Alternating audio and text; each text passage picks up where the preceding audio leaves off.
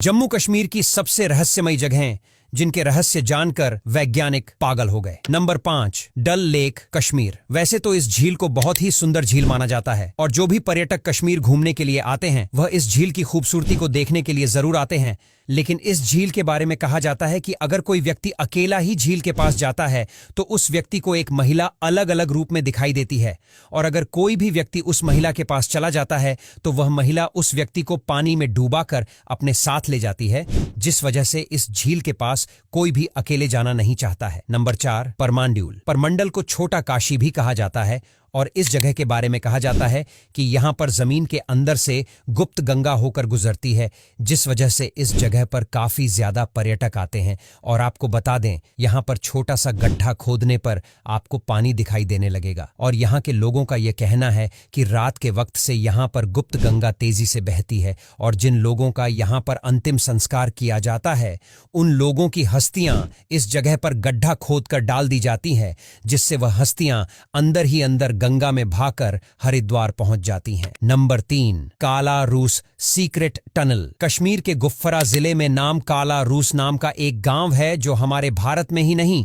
बल्कि पूरी दुनिया में प्रसिद्ध है। दरअसल यहां पर मौजूद गुफाओं के कारण यह गांव इतना ज्यादा प्रसिद्ध है, जिन गुफाओं के बारे में यह कहा जाता है कि यह गुफाएं कश्मीर से होकर रूस तक जाती हैं। जी हां, इस गांव के बड़े बूढ़े लोग बताते हैं कि उनके दादा भारत से रूस जाने के लिए इन गुफाओं का गुप्त रास्ता इस्तेमाल किया करते थे, और यह रहस्यमयी गुफाएं कब और किसके द्वारा बनाई गई थीं, इसके बारे में किसी को भी जानकारी नहीं। लेकिन यह गुफाएं इतनी ज्यादा फेमस है कि यहाँ हजारों की तादाद में दुनिया भर से लोग आते हैं। लेकिन अब इन गुफाओं को सुरक्षा के विषय से बंद कर दिया गया है। Number 2, SUDH Mahadev temple. Jammu Kashmir मौजूद यह मंदिर बहुत ही ज्यादा पुराना और रहस्यमयी है। कहा जाता है कि माता यहाँ अक्सर पूजा करने आया करती थी। एक बार जब वह यहाँ पूजा अर्चना करने आई तो उनके पीछे पीछे सुधांत नाम का राक्षस भी आ गया। वह भी शिव भक्त था और पूजा करने आया था। माता पार्वती पूजा समाप्त होने के बाद नेत्र खोलती है, तभी अचानक अपने सामने दानव को देखकर उनकी चीख निकल जाती है। भगवान शिव के पास उनकी यह ध्वनि पहुंचती है। समाधि में लीन शंकर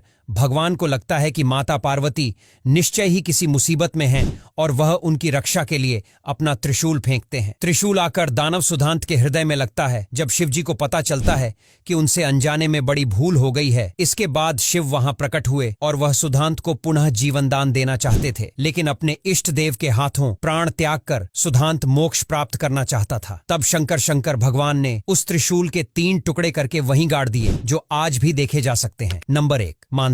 ये झील बहुत ही ज्यादा सुंदर है और यहाँ इस झील में कई ऐसे समुद्री जीव देखने को मिलते हैं जो शायद ही और कहीं देखने को मिले। इसीलिए यहाँ पर पर्यटक की काफी ज्यादा भीड़ रहती है। लेकिन सुंदर होने के साथ साथ झील कई रहस्य से भी घिरी हुई है। दरअसल हिंदू पौराणिक कथाओं के अनुसार इस झील का निर्माण अर्जुन के बेटे बाबर वाहन के तीर मारने से हुआ था। दरअसल बाबर वाहन ने गलती से अपने पिता अर्जुन का सिर धड़ से अलग कर दिया था, जबकि उसे यह नहीं पता था कि वह अर्जुन का ही बैठा है। और जब वह अर्जुन का सिर लेकर अपनी मां के पास जाता है तो उसकी मां बताती है कि यह तुम्हारे पिता हैं। इस बात को सुनकर बाबर वाहन बिल्कुल हैरान रह जाता है और अब उसके पास अपने पिताजी को वापस से जीवित करने का एक ही रास्ता था, वह थी नागमणि। फिर बाबर वाहन वह नागमणि लाने का सोचता है, जिससे उसने पाताल लोक जाने के लिए अपना बाण धरती पर चलाया, जो सुरिसर से न घुसकर मानसर से निकला, जिससे एक सुरंग बन गई जो पाताल लोक तक जाती थी। गब्बर वहां